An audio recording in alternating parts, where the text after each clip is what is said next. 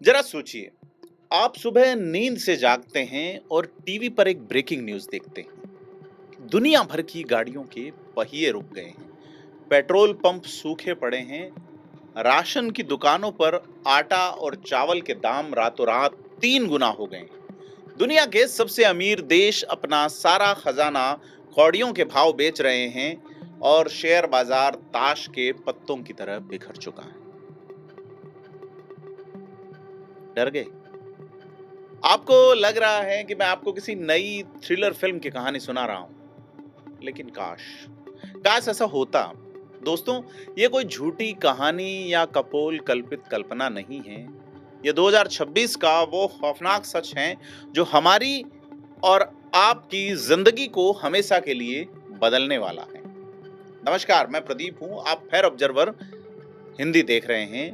और आज के इस बेहद खास और गंभीर विश्लेषण में हम बात करेंगे दुनिया को और दुनिया के बाजार को निगलने वाले उस भयानक तूफान की। यह तूफान हमारे दरवाजे पर खड़ा है और बात हम हॉर्मुज संकट की कर रहे हैं और बात कर रहे हैं दुनिया भर की संपत्तियों की महाबिक्री की। अपनी कुर्सी की पेटी बांध लीजिए, क्योंकि आप जो सच आज सुनेंगे वो अंदर तक हिलाने वाला है।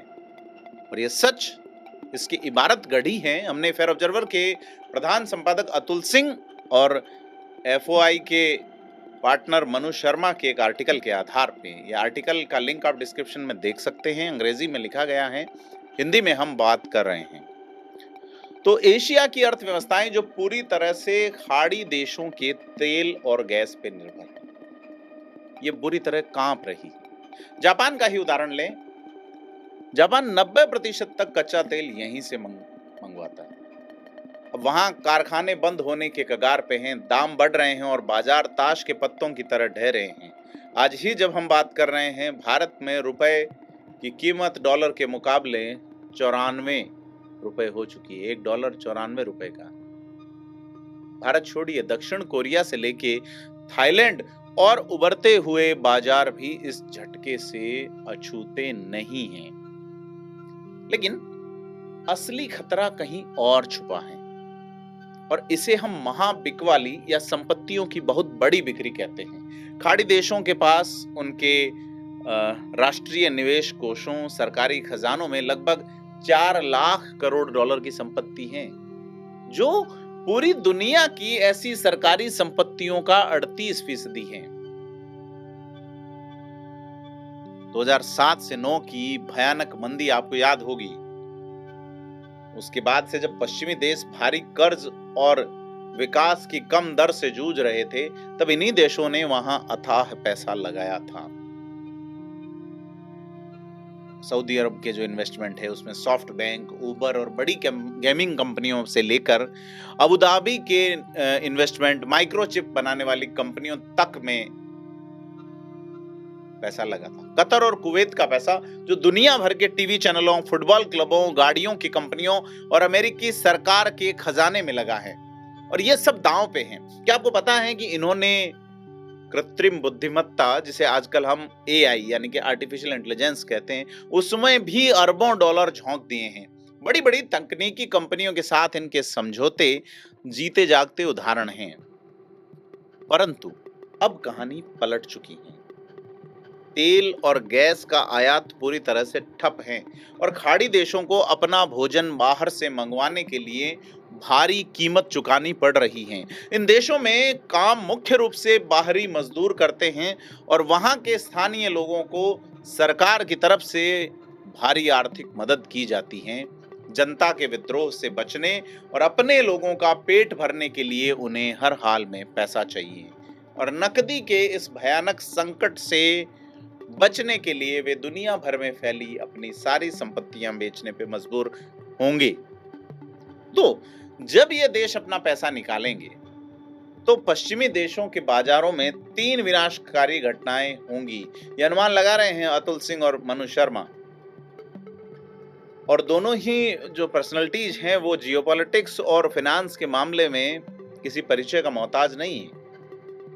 तो जो 3 परिस्थितियां हैं उनमें से एक बड़ी परिस्थिति है शेयरों की भारी बिकवाली। नगद पैसों के लिए सबसे बड़ी और भरोसेमंद कंपनियों में अपनी हिस्सेदारी बेच दी जाएंगी, जिससे अमेरिका और यूरोप के शेयर मार्केट धड़ाम से गिरेंगे। और तकनीक के क्षेत्र में मंदी, क्योंकि अगर खाड़ी देशों से आने वाला पैसा रुका तो आर्टिफिशियल इंटेलिजेंस का जो खोखला गुब्बारा है वो बुरी तरह फटेगा। खोखला इसलिए कहूंगा क्योंकि सब कुछ वर्चुअल है। और एक जो परिस्थिति है वो है अमेरिकी कर्ज संकट सबसे खतरनाक, क्योंकि अमेरिका का कर्ज 39 लाख करोड़ डॉलर पार कर चुका, जिसका सिर्फ ब्याज 1 लाख करोड़ डॉलर सालाना से ज्यादा है। ऐसे में जब खाड़ी देश अमेरिकी सरकार को कर्ज देना बंद कर देंगे तो वहां ब्याज दरें पूरी तरह से बेकाबू हो जाएंगी। हाल ही में अमेरिकी सरकार को कर्ज देने में निवेशकों की खास दिलचस्पी नजर नहीं आई, और ऐसे में उनका मुनाफा भी बड़ी तेजी से उछला। मुनाफे की दर जिस गति से उछली वो अप्रत्याशित थी। तो और वैसे ये कोई पहली बार नहीं है। 1973 का आप युद्ध याद करें, जब डॉलर की कीमत गिरने से नाराज होकर अरब देशों ने तेल पे रोक लगा दी थी। जब तेल की कीमतें 3 गुना बढ़ी तो दुनिया ने 10 साल तक भयंकर महंगाई और मंदी झेली थी। 1979 की ईरानी क्रांति और 2022 के रूस यूक्रेन युद्ध में भी हमने ऐसा ही ऊर्जा संकट देखा था। लेकिन आज की यह सामान की भारी कमी जो है वो सबसे भयानक है, क्योंकि तेल, गैस और खाद, जिसका 1/3 हिस्सा 33% होर्मुज से होकर गुजरता है, इन तीनों के दाम एक साथ बढ़े हैं, जिससे दुनिया भर में खाने पीने की चीजों में भयानक उछाल आने वाला है। और तो और जब सेंट्रलाइज बैंक जो है वो अंधाधुंध पैसा छापने के कारण बाजार में पहले से ही बहुत सारा लिक्विड मनी तैर रही है, और ऐसे में सामान की यह कमी एक ऐसी बेकाबू महंगाई को जन्म दे सकती है जिसे रोकना नामुमकिन होगा।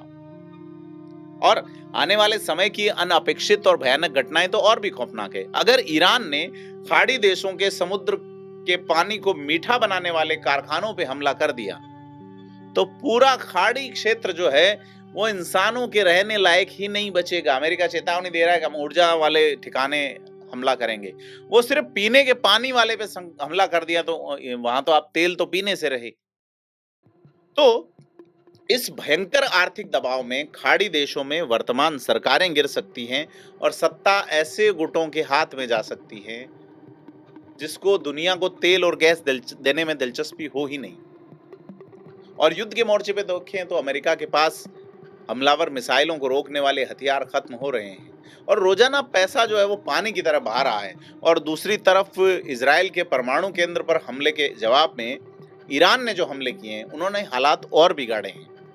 इजराइल आमने सामने के युद्ध से थक रहा है और अब इजराइल द्वारा ईरान पर परमाणु हमला करने का विचार जो है वो असंभव से संभव की श्रेणी में आ गया है। अब आप देखिए तनाव कितना बढ़ रहा है, परिस्थितियां कैसी बदल रही हैं। ऐसे में हमें सारी चीजें देखनी चाहिए, क्योंकि इस आर्टिकल के आधार पर इस चर्चा के अंत में मैं इतना ही कहूंगा कि एक बड़े अर्थशास्त्री ये कहते हैं कि यहाँ कोई ऐसा ख्याली पुलाव नहीं पक रहा है जहां सब कुछ अपने आप ठीक हो जाएगा। यह संकट पूरी तरह से दुनिया की अर्थव्यवस्था का ढांचा हमेशा के लिए बदल देगा और एक स्टैगफ्लेक्शन लेके आएगा। स्टैगफ्लेक्शन क्या होता है? स्टैगफ्लेक्शन जो है अर्थव्यवस्था की वह विकट स्थिति होता है जिसमें आर्थिक वृद्धि धीमी होती है, उच्च बेरोजगारी होती है और तेजी से महंगाई बढ़ती है, और ये एक साथ होती हैं, जिसको हम लंबी मंदी कहते हैं। ये वह समय है अपने पास नकद पैसा रखने का, महंगाई से कड़ाई से बचने का और भारी जोखिम वाले बाजारों से दूर रहने का, क्योंकि अब ऊर्जा की कीमत और अपनी सत्ता बचाने की कीमत दुनिया की अर्थव्यवस्था के नए नियम लिखने वाली है। तो आज के इस पड़ताल वाले विश्लेषण में बस इतना ही। दुनिया बदल रही है और ये बदलाव बेहद दर्दनाक हो सकता है। सुरक्षित रहिए और अपनी आंखें खुली रखिए। ऐसे ही एक और विश्लेषण के लिए सब्सक्राइब करें फेयर ऑब्जर्वर हिंदी को। आपको जानकारी कैसी लगी कमेंट करके जरूर बताएं। धन्यवाद।